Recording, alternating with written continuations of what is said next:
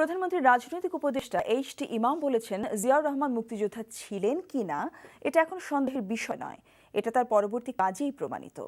শুক্রবার বিকেলে সোহরাওয়ার্দী উদ্যানে পুলিশ এবং মুক্তিযুদ্ধ মন্ত্রণালয় আয়োজিত রক্তস্নাত বিজয় আয়োজনের সমাপন অনুষ্ঠানে এ মন্তব্য করেন তিনি বলেন, জেনারেল জিয়া অসংখ্য মুক্তিযোদ্ধাকে হত্যা করেছিলেন। পাকিস্তানের পরাজয় ছিল তার পরাজয়, এটা পরে তার কাজে প্রমাণিত হয়েছে। স্বরাষ্ট্রমন্ত্রী আসাদুজ্জামান খান কামালও অনুষ্ঠানে বক্তব্য রাখেন।